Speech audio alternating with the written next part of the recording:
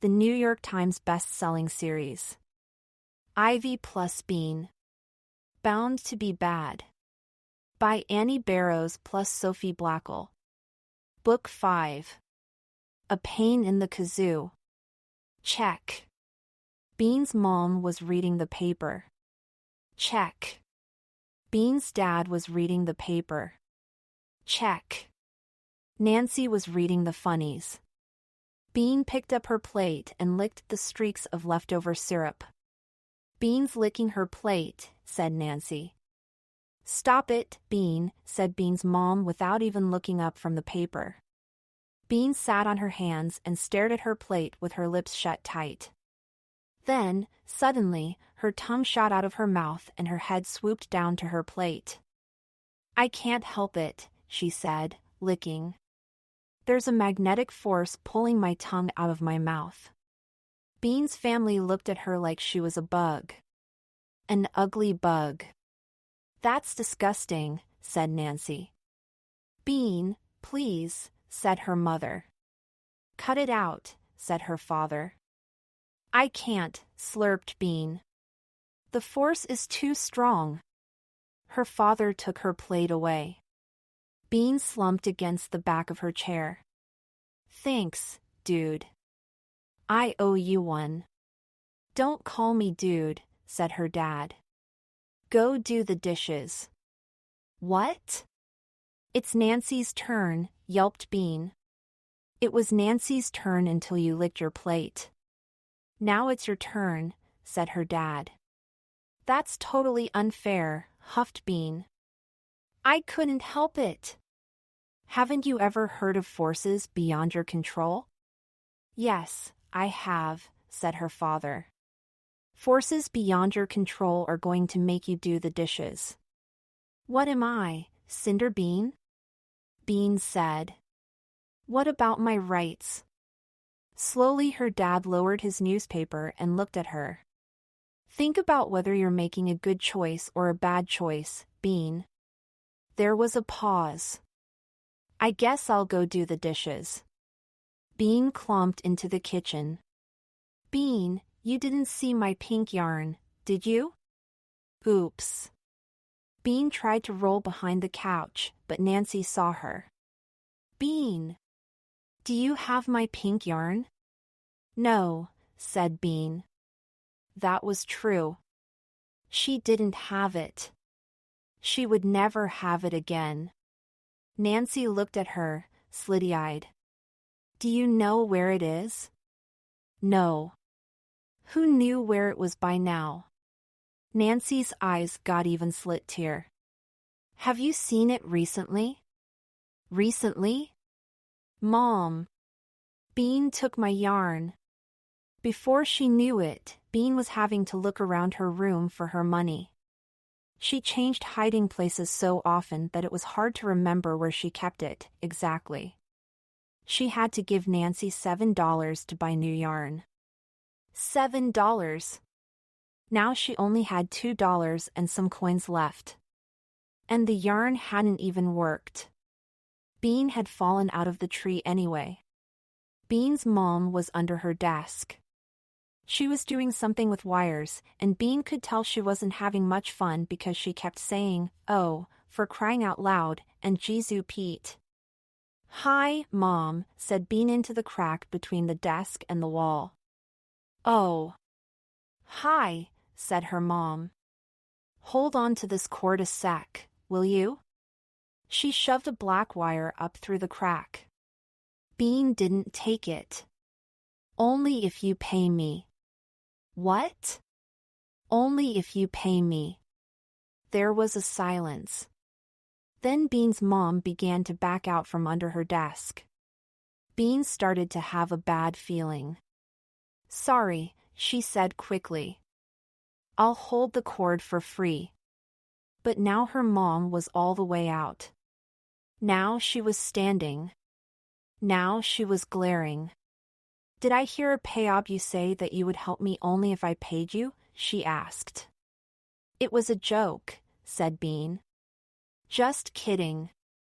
Her mom was still glaring. "What do you think I'm thinking, Bean?" Bean sighed. I think you're thinking I'm a pain in the kazoo. Right. So what might be a good thing for you to do? Bean thought. Eat only bread and water for a week? Try again, said her mom. Give you and Daddy and Nancy each a big wet kiss? Her mother coughed. Maybe later. Try again.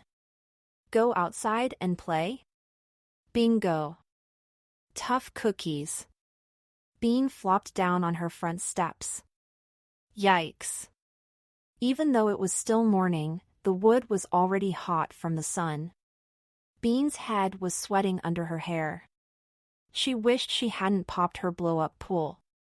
Her mom had said that jumping around a blow-up swimming pool on a pogo stick would pop it. Bean had said it wouldn't. Her mom had been right. Bean had been wrong. Bean rested her chin in her hands and thought about that. She had popped her blow-up pool. She had been a disgusting bug at breakfast. She had used up Nancy's yarn. And she had made her mom mad. What if I am a pain in the kazoo, she thought. What if that's just how I am? What if I'm worse than all the other people in the world? Bean jumped up. She wanted to play with someone. Right this minute. She looked around Pancake Court. Mostly everyone was still inside, but there was one kid out. It was Katie, who was 6 years old and lived at the other end of Pancake Court. She was walking along, pushing a little pink doll stroller in front of her. Hiya, Katie, called Bean. You want to play? Katie stopped in front of Bean's house. She looked at Bean. I don't think so. Why not? Asked Bean. I have to stay clean. Katie was very clean. Her pink dress was clean, and even her white sandals were clean. How come? Bean asked. We're going out for dinner tonight, said Katie. Your mom's making you wear your fancy stuff all day? Bean's mom would never try that. She's not making me, said Katie. I like this dress because then we're twins. She pointed to her doll. Nolb, it was true. The doll and Katie were wearing the same pink dress. Bean felt big and dirty. We could play a clean game. Katie thought for a minute. House. Bean hated house. What about starving orphans? Katie folded her arms. House. Boy, Katie was a tough cookie. Fine. House. Katie was the mother. Her doll was the older sister. Bean was the baby. Katie was making cookies. The doll was doing her homework. Now you eat the cookie dough, and I give you a timeout, said Katie to Bean. Fine. Bean lunged toward Katie and snatched her imaginary bowl of dough. Gimme that, she hollered and threw herself under the camellia bush to gobble it up. Oh, you're a bad girl, scolded Katie. You get a timeout. Now I'm barfing on your shoes because I ate all that cookie dough, said Bean, crawling toward Katie. You, no, squealed Katie, jumping away. Okay, said Bean. I'm barfing on my sister's homework. Katie grabbed the doll. That's gross, Bean. I don't want to play that. Okay, let's say I have to go to the hospital and get my stomach pumped. Bean made a sound like a siren. Katie looked down at Bean. No, she said firmly. You're not doing any of that. You're in a timeout. Bean looked up at Katie. This game was too much like life. When she and Ivy played house, the house burned down. Bean wished she were playing with Ivy. All right. I'm in a timeout. See you later. She got up and started toward the sidewalk. Where are you going? Asked Katie. Ivy's. My timeout is at Ivy's, said Bean. Bye. Bird brains. Ivy. Bean shouted into Ivy's mail slot. Yo 00000 who? Hello, Bean, said Ivy's mom, opening the front door. Care for a slice of cucumber? She was holding a plate of them. Bean wanted to say, Are you nuts? But she knew that wasn't polite. No thank you, she said. Is Ivy home? She's out in the yard, said Ivy's mom. Go on back. Bean walked down the path beside Ivy's house and opened the gate that led to the backyard.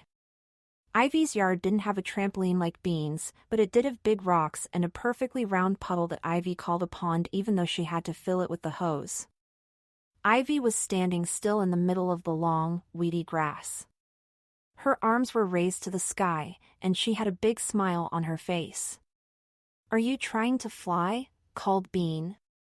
Ivy turned to Bean and smiled even bigger, but she didn't move. Hi, she whispered. Wave your arms, advised Bean. Ivy smiled so hard her eyeballs bulged out. What the heck are you doing? Bean asked. I'm trying to be good, whispered Ivy. What? Yelled Bean. She waded through the weedy grass. I'm trying to be good, Ivy whispered again. Why do you have to be so quiet about it? Now Bean was whispering, too. Because I don't want to scare the birds away. I'm trying to be so good that birds land on my fingers and wolves come out of the woods and follow me down the street, Ivy explained. Bean stared. Why would being good make birds land on your fingers and wolves do whatever you just said? I found out about it yesterday. If you're super good and pure of heart, animals think you're one of them and they love you and follow you around. Ivy's arms were trembling. She must have been holding them up for a while. Are you sure about this? Asked Bean. Positive. I saw it in a picture. There was this guy with birds flying all around him and a wolf licking his foot. My mom said this guy was so good that wild beasts talked to him and birds swarmed after him. I don't get it. Why did the birds swarm after him? Because his heart was so pure and kind that they saw that he was the same as an animal on the inside. They loved him, Ivy said. Bean thought about that. Like Snow White, you mean?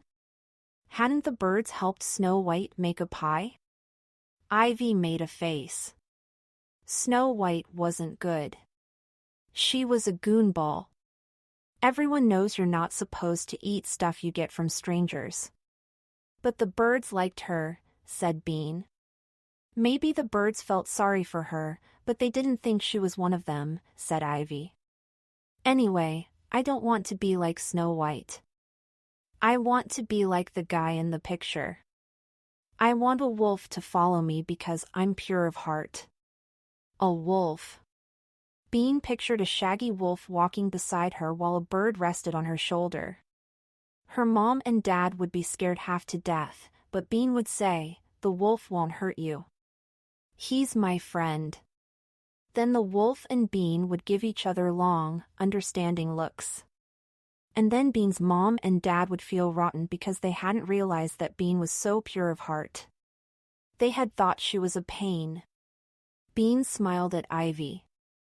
A wolf would be pretty cool. Yeah. Ivy smiled dreamily. We could share him, said Bean. Sure we could, said Ivy.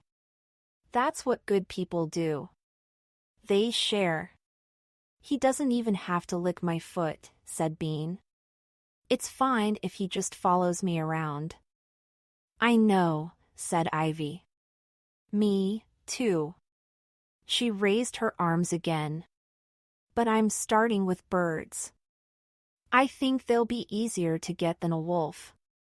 You know, she whispered, they're not so smart. She looked up and smiled at the sky.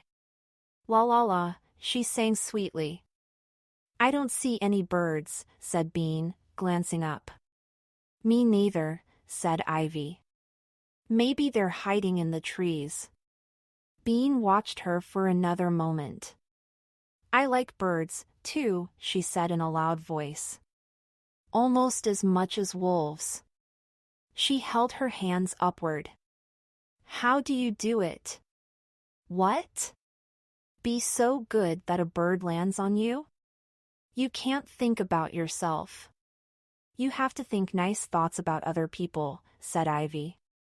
Bean concentrated. She thought, I love you, Mom.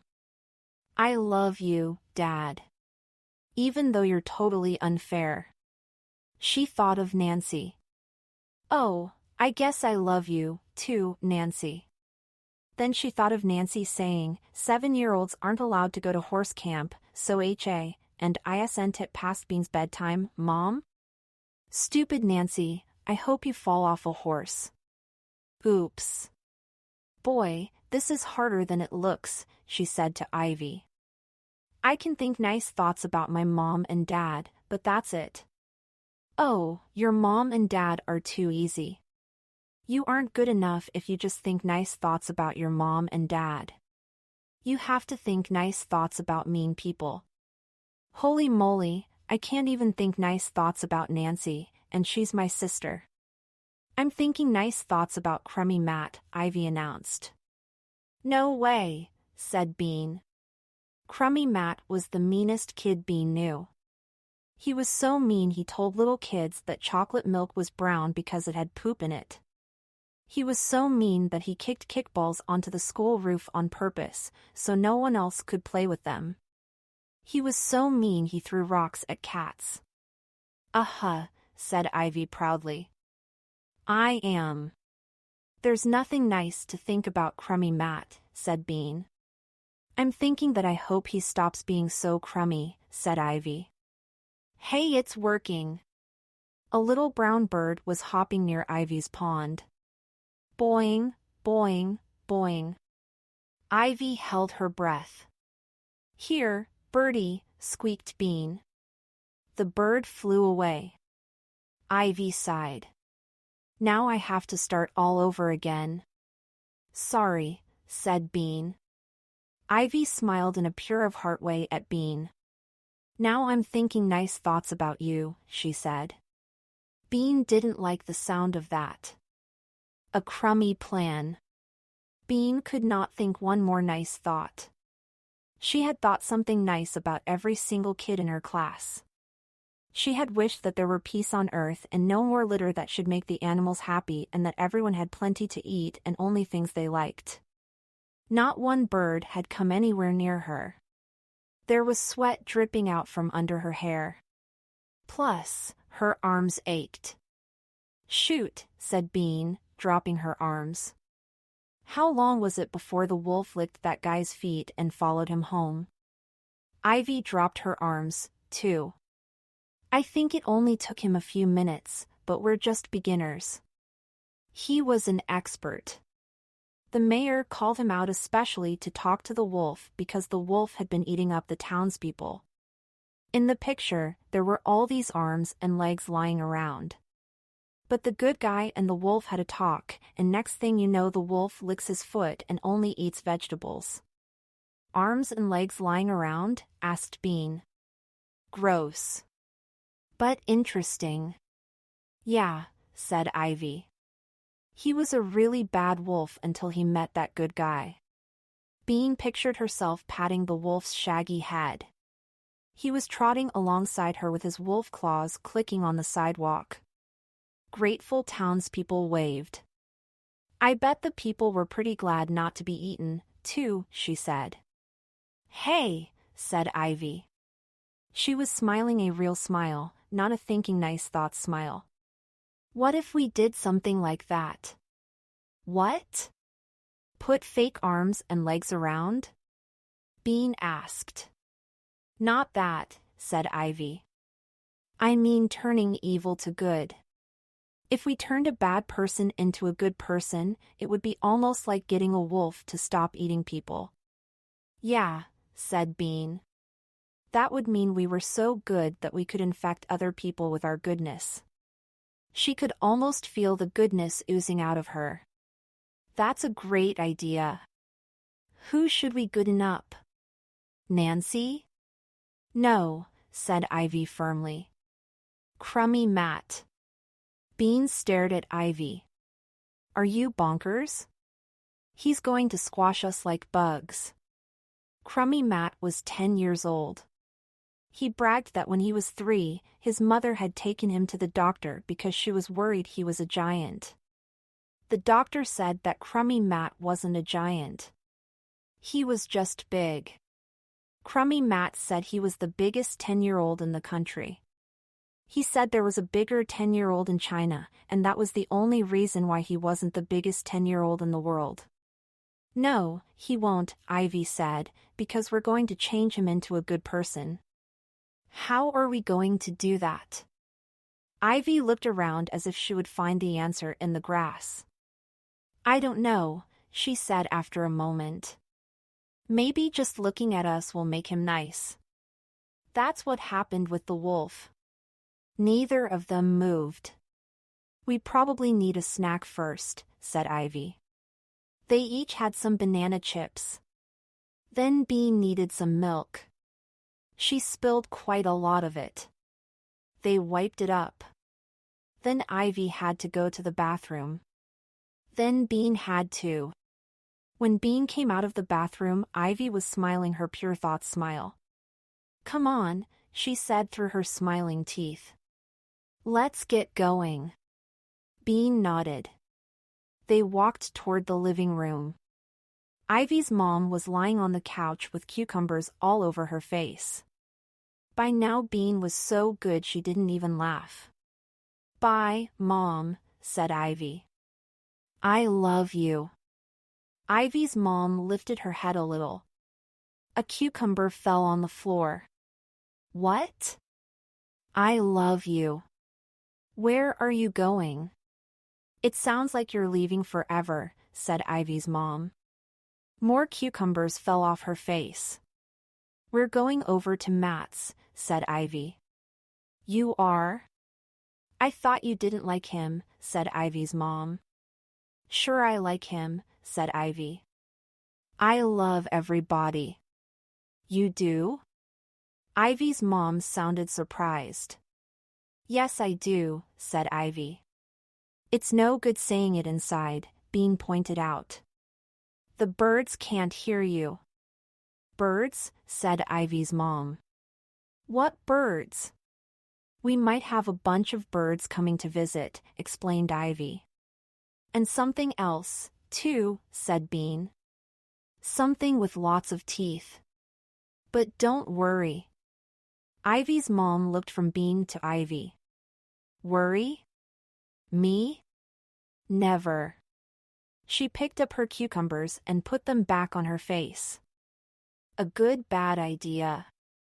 As it turned out, Ivy and Bean didn't have to go to Crummy Matt's house because Crummy Matt was already out on the sidewalk, surrounded by kids. There was his little brother, Dino, who was 8. There were Sophie W. and Sophie S. and Liana, who was Katie's older sister.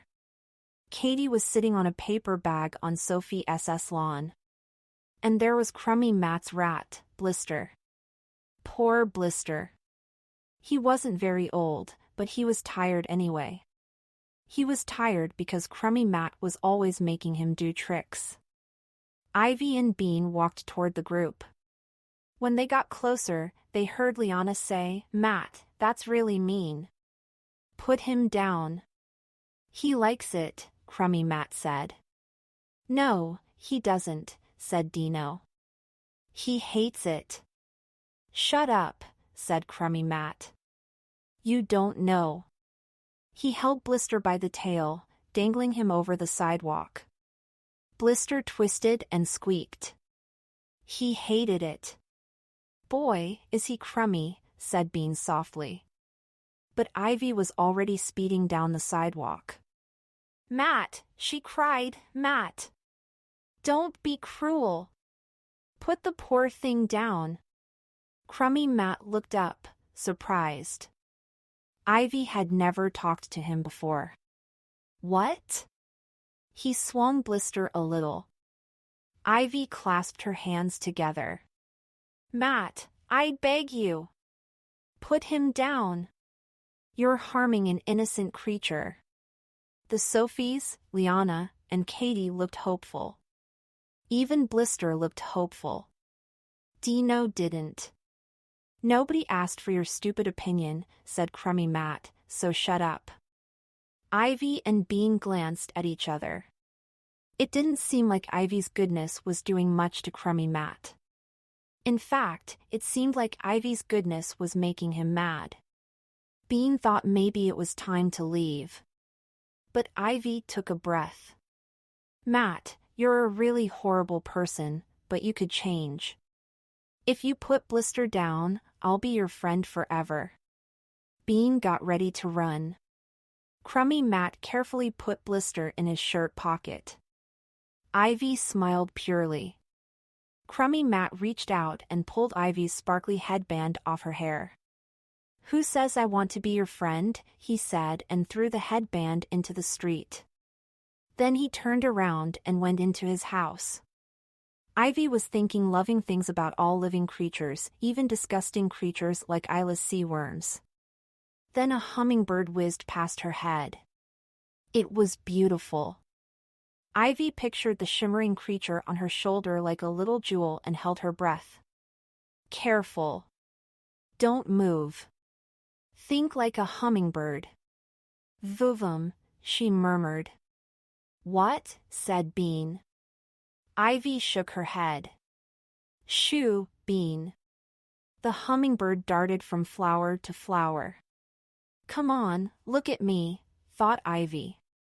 See how good I am. The hummingbird came to a stop on a stem and turned to look at her thoughtfully.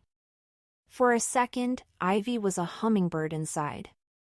Then whoosh. The bird zoomed past her head again and disappeared into the blue sky. Ivy was discouraged. The hummingbird hadn't even noticed her pure heart. Her headband was still in the street and was probably going to get run over.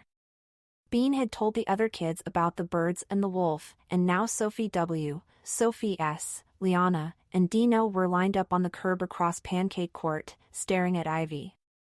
Katie was there, too, sitting on her paper bag, staring. It was distracting. Bean was distracting, too. She was standing beside Ivy on the lawn. She was supposed to be holding up her arms for the birds, but she kept bending down to scratch her legs. No bird in its right mind was going to land on Ivy's fingers if Bean kept on scratching like that. Stop scratching, whispered Ivy. I've got mosquito bites, explained Bean. Want to see? No, said Ivy. She dropped her arms and turned to Bean. Look, Bean, I'm sorry, but I don't think you're concentrating hard enough to get a bird. Hey! Bean felt herself turning red. I'm concentrating. I'm just itchy. I don't think you're thinking loving thoughts. I think you're thinking about how itchy you are. Hey! I can't help it if I'm itchy. And if you're so good, you should be feeling sorry for me because I'm itchy, said Bean. I do feel sorry for you, said Ivy. But you're not supposed to feel sorry for yourself. You're not supposed to be thinking about yourself at all. You're going to ruin my chance to have birds and wolves because you're weakening my goodness. I am not, yelled Bean. I'm just as good as you are. I'm not thinking about myself. I'm thinking loving thoughts. She glanced around Ivy's front yard and spotted a ladybug on a leaf. See? Look at that ladybug. She wasn't there a minute ago. She's following me. Bean kneeled down beside the leaf. She was eye to eye with the ladybug. The ladybug froze.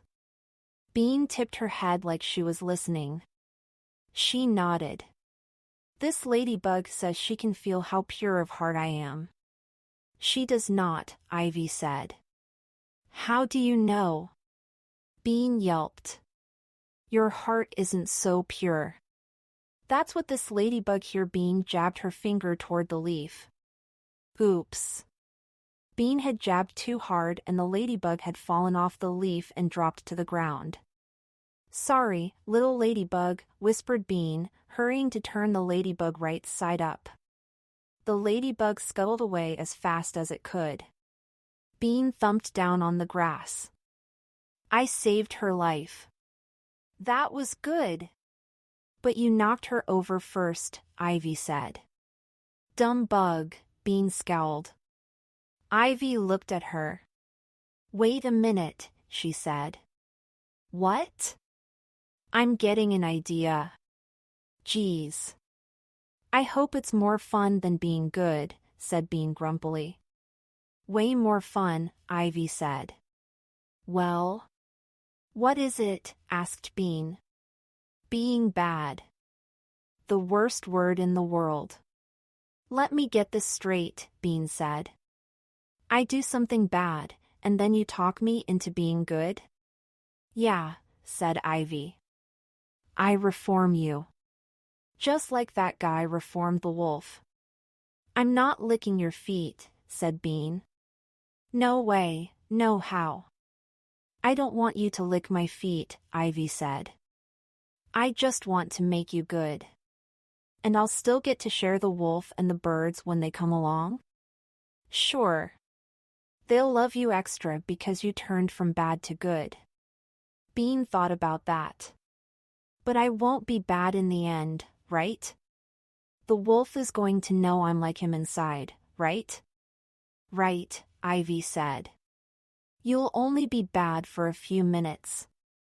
Then I'll reform you, and you'll be good again.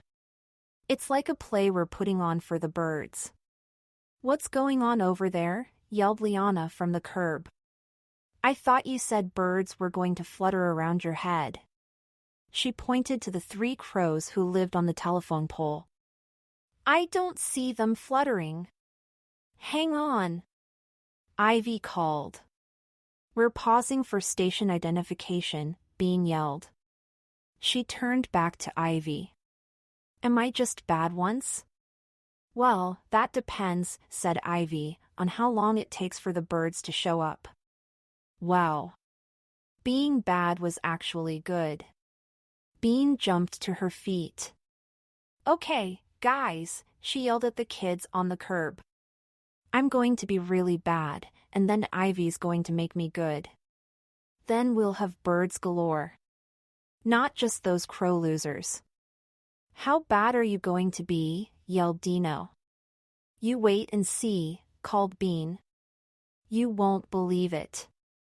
She'd better think of something quick. She looked around Ivy's front yard. She scratched her mosquito bites. She searched through her brain for badness. The problem was that she usually didn't decide to be bad. For example, she knew that she wasn't supposed to call Nancy a duty head, but when she got really mad, she forgot. She didn't mean to be bad, she was just too mad to remember to be good. Maybe she should call Ivy a duty head. But she didn't truly think Ivy was a duty head, so that probably wouldn't count. Bean pulled a leaf off a bush and looked at Ivy. Bad? She asked. Ivy shrugged. Not really. My mom cuts them with clippers, Bish 09 okay. She would have to do something worse. She just couldn't think of anything. What's bad? She asked. Bad words, Ivy said instantly. Of course. Bean should have thought of that herself. Just a few days ago she had heard a lot of bad words at the hardware store. Some of them were so bad that she didn't know what they meant, so she picked the one that had sounded the worst.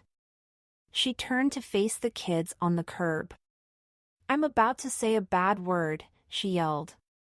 A super-duper bad word. Dino, Liana, and the Sophies nodded. Katie clapped. Bean stood very close to Ivy and whispered the bad word in her ear. Ivy tried not to giggle, but it came out her nose. She sniffed hard and then put her hands over her heart and cried, and oh. I beg you, Bean, not to say that terrible word.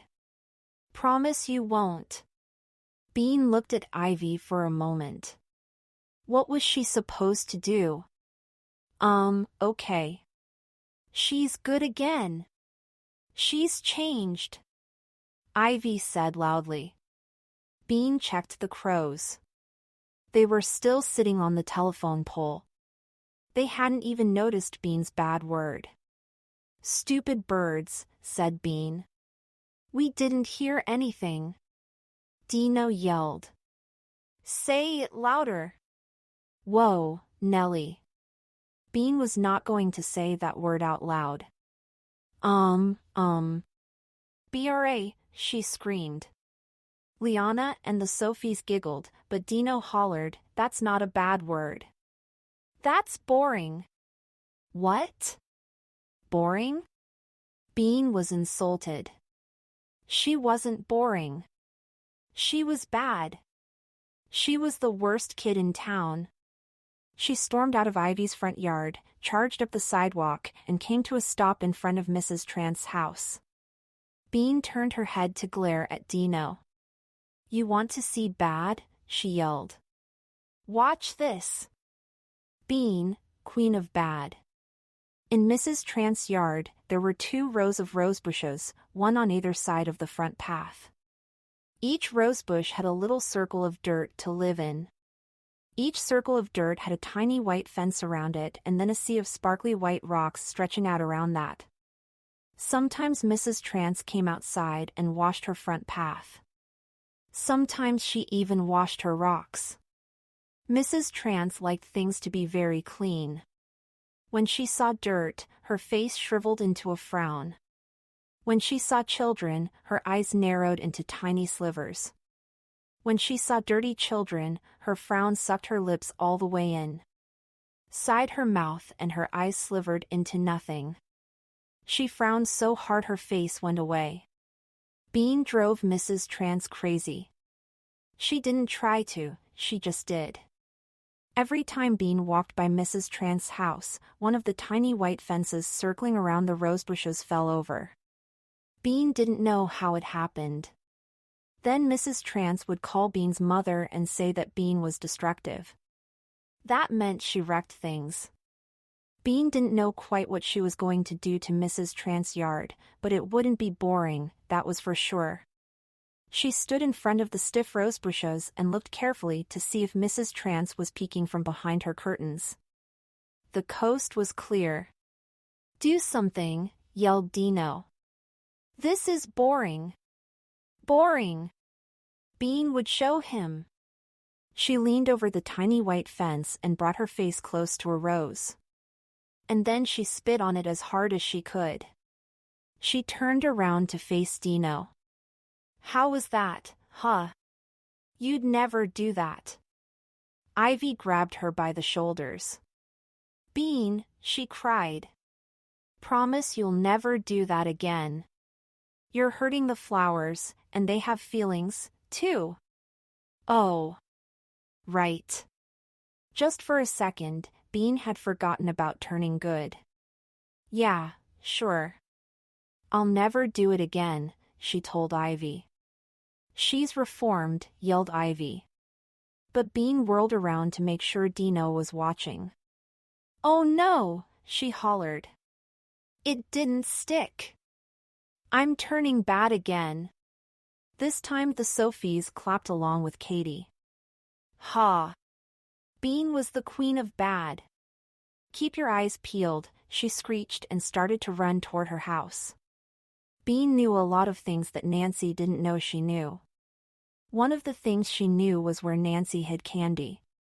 Nancy thought she was pretty smart. She didn't hide candy in her own room.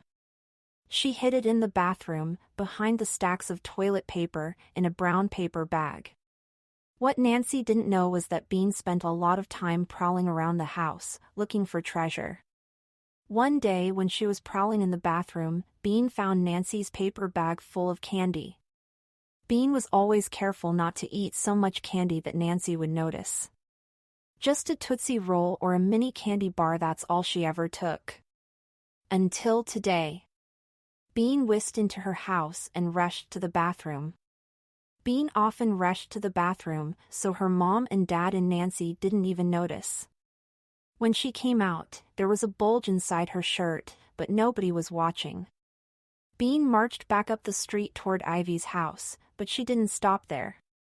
She walked around Pancake Court until she was standing next to Dino, Liana, the Sophies, and Katie.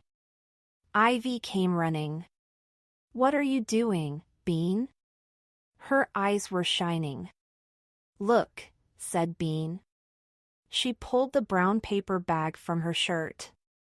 "I've got candy. Except it isn't mine. I stole it." "Great," said Ivy. "Who'd you steal it from?" "Nancy," said Bean. Ivy giggled. "Hey, you're supposed to be good," said Bean, and Ivy stopped giggling. "I'm going to eat stolen candy," Bean said to Dino and the other kids, "before lunch and in front of you guys, without sharing." She reached into the bag and looked at Ivy. "How's that for bad?" Everyone watched while she ate a Butterfinger. "Ah, come on," said Katie. "Give us some." "Please?" "No," said Bean with her mouth full. "I'm so bad I don't share with anyone." "Right, Ivy?" Ivy nodded, her eyes on the candy. Bean opened a pack of peanut butter cups and ate one. "Isn't your sister going to be mad?" asked Liana. "YG," said Bean, jamming the other peanut butter cup into her mouth. She was starting to feel a little sick. She looked at Ivy. "Aren't you going to stop me?" she whispered. "Oh, right," Ivy said. She clasped her hands together and said, "Bean, I beg you. Stop stealing and eating dessert before lunch and not sharing. You've got to get good." Bean was glad to stop eating candy. "Well, okay, since you put it that way. You should give us some to show that you're reformed," said Ivy. Bean thought about that. "No. Because it's stolen, you'd be doing something bad if you ate it. All of you." "I don't care if I'm bad or not," said Liana. "I want some milk duds." "Halt," said Ivy, stepping between Bean and the other kids. "I can't let you go down the path of badness by eating this candy." She smiled her pure-of-heart smile. "Yeah," said Bean. "And right now I'm reformed, so I can't lead you down the path of badness either." "This is dumb," said Dino. "It's just a little piece of candy." "Stolen candy," Bean reminded him. "And it's before lunch, too." "I didn't steal it," said Dino. "And what if I want to be bad, anyway?" He reached around Ivy to grab the bag. But someone was already there. It was Katie. She ripped the bag out of Bean's hands and tore down the street, her white sandals flashing in the sun. Bean looked at the shred of paper bag in her hands. "Wow," she said. "Badness is catching. From bad to worse." They all stood there watching Katie run away. Suddenly, Dino slapped his hand against his forehead. "Oh no," he groaned. "Now I've got it, too." He looked sideways at Bean. "I think I've got it bad."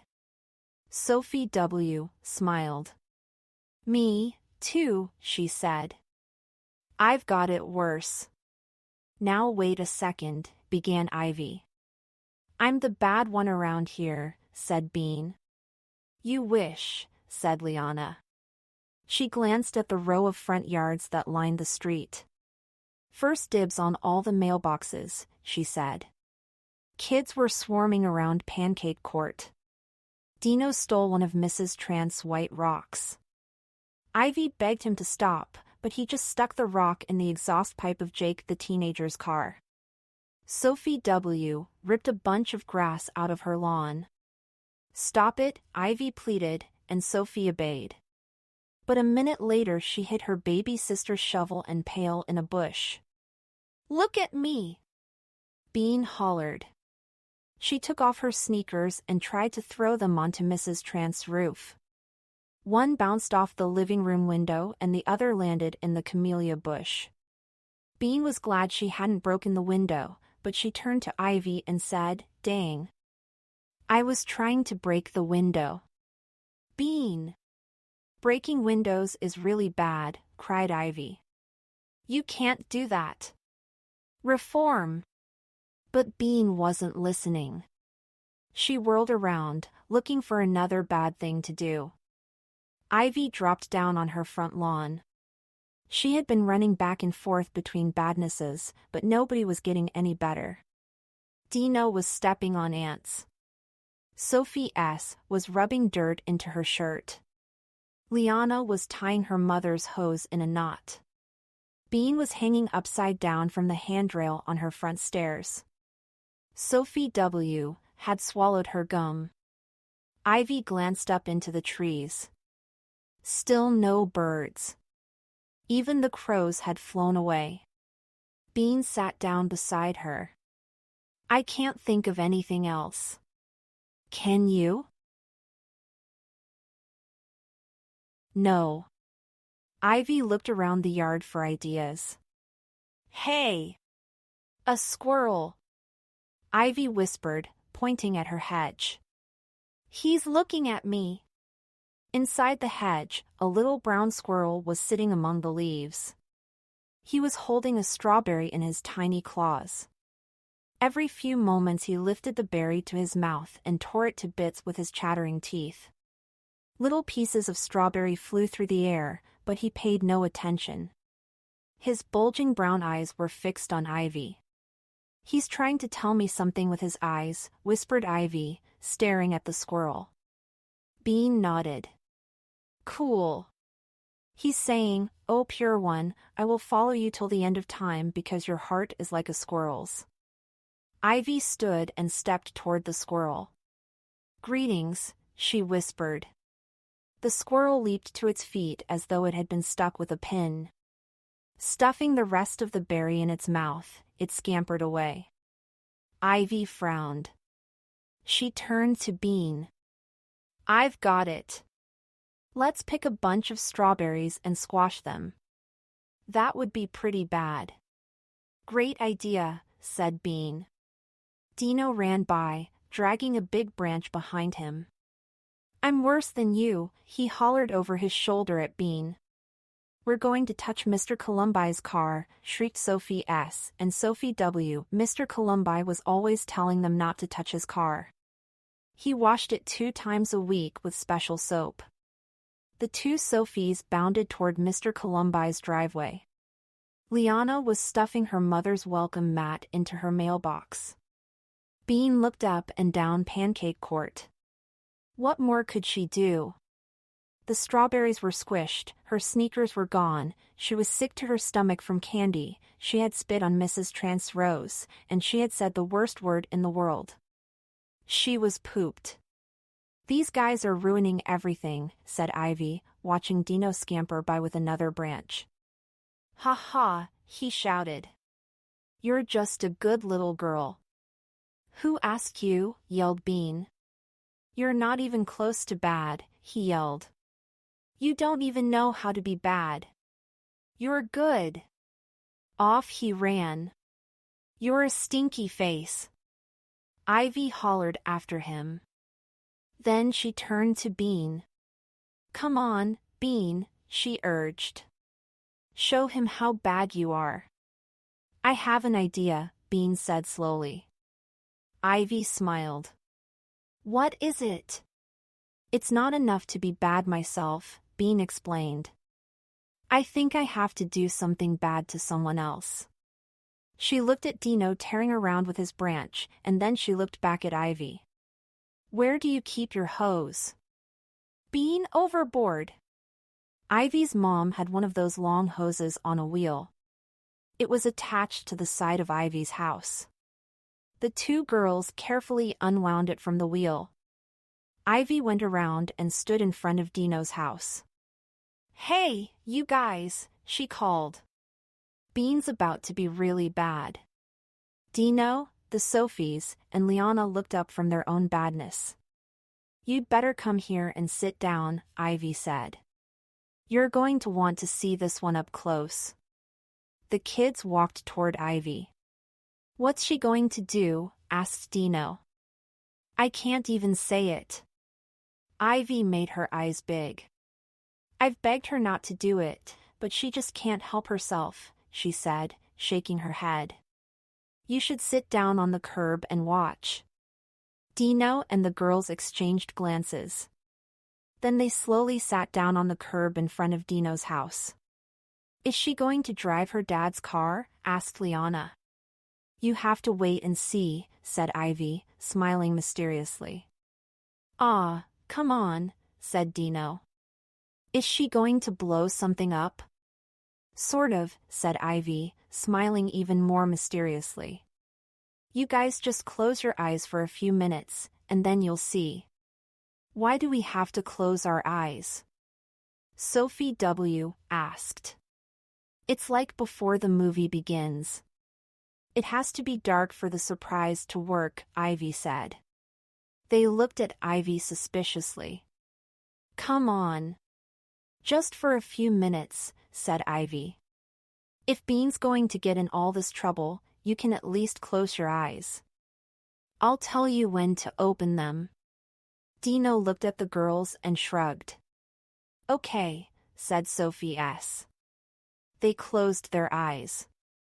Ivy tiptoed away. "They've got their eyes closed, but we'd better be quick," Ivy said. Running across lawns to keep their steps silent, Ivy and Bean carried the hose from Ivy's driveway to Dino's. Luckily, Dino's faucet was in the same place as Ivy's. They screwed the hose into it, and Bean ran tiptoe down the driveway toward the row of kids on the curb. Ivy stood at the faucet, waiting. With the hose in her hand, Bean walked quietly toward the curb until she was standing right behind Dino. "Hey Dino," she said softly, holding her hand over the end of the hose, "you can open your eyes now." Ivy twisted the faucet on. Dino opened his eyes and turned around. And Bean blasted him right in the kisser. "Ay-ah," he screeched, jumping up. "Not so boring now, is it?" laughed Bean. The hose waggled in her hand. "Hey!" roared Liana. "Bean," squawked Sophie W. and Sophie S. "Oh." Bean hadn't meant to get them wet. "Your turn," yelled Liana, yanking the slippery hose from Bean's hand. "Yeah," screamed Sophie S. "Get her," hollered Dino. Bean could hear Ivy yelling in the distance. "I beg you, Bean, stop spraying those poor, innocent children." "I'm not spraying them," Bean hollered. "They're spraying me." She whirled around and tried to make a break for it, but before she had taken 2 steps, she slammed into a giant wall. Oops. It wasn't a wall. It was Crummy Matt. The revenge of Dino. "What the heck are you doing to my little brother?" Crummy Matt shouted, grabbing Bean by the shirt. Up at the top of the driveway, Ivy turned off the water. Suddenly everything was very quiet. Nothing?" Bean asked. Crummy Matt didn't let go of her shirt. He turned to Dino. "What did she do?" "She made me shut my eyes, and then she sprayed me," Dino said. He shook his head and water flew in a circle. "I'm all wet," he yelled. "We all got wet," said Sophie W. "She sprayed all of us, just to be mean." "I wasn't being mean," Bean tried to explain. "I was being bad." "But now she's going to be good forever," said Ivy. She had come up behind Crummy Matt, and now she stood next to Bean. "She'll never do it again." Crummy Matt sneered at them, first at Bean and then at Ivy. "Nobody messes with my little brother," he growled. Yeah, nodded Dino. Get Matt. Crummy Matt nodded seriously. Okay, bro. He bent and whispered into Dino's ear. Dino smiled and ran up the driveway. Crummy Matt held onto Bean's shirt. She'll never do it again, Ivy said softly. She's going to reform. She's sorry. Really, Bean was only a little sorry. It had been fun seeing Dino's face right before she blasted him. But she nodded her head up and down. Crummy Matt didn't say anything. He just held onto Bean's shirt, and soon Dino came rushing back down the driveway. In his arms, he carried a rope. I could run away, thought Bean. I probably wouldn't even have to rip my shirt very much. Bean! Ivy whispered. Zip it, snapped Crummy Matt. Grab her, too, he said to Sophie W. Sophie W. grabbed one of Ivy's arms, and Liana grabbed the other. Traitors, said Ivy, but she didn't say it very loud. Hup, said Crummy Matt. He yanked on Bean's shirt. March! They stopped in front of a big tree at the side of Crummy Matt's yard. Crummy Matt pushed Bean against the tree trunk, and Sophie W. did the same to Ivy. Start with their feet, Crummy Matt told Dino. Dino kneeled and began wrapping the rope around Ivy's and Bean's ankles. All at once, Ivy started singing, Join us in the paths of goodness, and the birds and beasts will love you. Bean shook her head. She didn't think this was going to work. Reform, sang Ivy, and hummingbirds will flutter around your head. Crummy Matt didn't care about birds. Can it? He barked. I'm thinking good thoughts about you anyway, Matt, sang Ivy. Well, stop it, said Matt. Time to be good, sang Bean half-heartedly, la la la. Tie them tighter, ordered Crummy Matt. Dino squeezed the rope around Ivy's and Bean's waists and arms. Round and round he went, with the Sophies and Liana helping. Crummy Matt watched. I know this great knot, Dino said. They'll never get out. He worked busily on the other side of Bean. Done, he said, standing up. To heck with wolves and birds, Bean thought. She was tired of being bad. At least before, she had only been bad by mistake. I'll just be normal, she decided, and she stuck out her tongue at Dino. This is boring. Oh yeah, said Dino. He smiled wickedly. And then he picked up the hose. Good and soggy. Bean was drenched. Her hair was sticking to the sides of her face, and water was dribbling out of her shorts pocket and down her legs. She wiggled her legs against the rope. It didn't move. The only part of Ivy that wasn't wet was the top of her head. My shoes are squishy, she said. It feels kind of good, said Bean. I got sweaty being bad. She watched Crummy Matt holding the hose, spraying it high into the air so that water came down like rain. Dino, Sophie S., Sophie W., and Liana were stamping in the mud puddle at the end of the driveway. It looked like a lot of fun. Come on, called Bean. Let us out. Never, said Crummy Matt. You got to stay there forever. Maybe the birds will rescue us, said Ivy, but not like she believed it. Bean heard a little voice. Hi, Bean. It was Katie. She was peeking around the side of the tree. I'm sorry I ate all your candy. Oh, that's okay, Bean said. It wasn't my candy anyway. Katie stepped around in front of Bean. The front of her pink dress was smeared with chocolate. I got all messed up, she said. Yeah, said Bean. Are you in trouble? Not yet, said Katie. I don't care anyway. There was a pause. Are you going to be bad some more? That was better than house. I'm sort of stuck here, said Bean. Unless, hey, Katie, will you push that rope up a little? The one on my knee. Katie pushed the rope up, and Bean felt the knot under her fingers. This is not such a great knot, she said. Katie was looking at the kids in the mud. I'm already dirty, she said thoughtfully. A little more won't make any difference. She ran down the lawn toward the puddle. The knot was getting looser. Suddenly Crummy Matt came running up to the tree. Here, he said to Ivy, pulling Blister out of his pocket. You got a rat on your head. He put Blister on the top of Ivy's head. If you move, he'll chew your hair off. Then he ran away, back to his hose. Yuck, said Bean. Rats gave her the creeps. Ivy felt Blister's little feet scrabbling against her scalp. His stomach rested, fat and warm, on her hair. She could hear the squeaky sound of his breath inside her head. Is he eating my hair? She asked Bean. Bean strained to see the top of Ivy's head. Hang on a sec, she said. She pulled the rope until the free end slid out of the knot. All at once, the rope sagged. She had done it. Ta-da! Now she could see.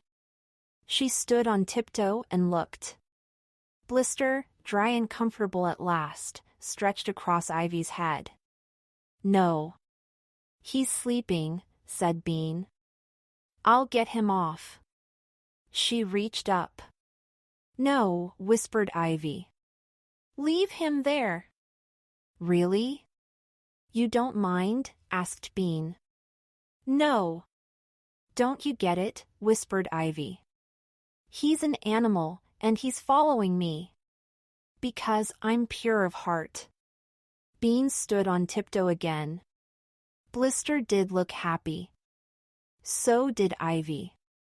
How long are you going to let him stay there? She asked. He can stay forever if he wants to, said Ivy firmly. She stood very straight so Blister wouldn't fall off. Bean glanced at the mud puddle. Now Katie was stamping in it, too.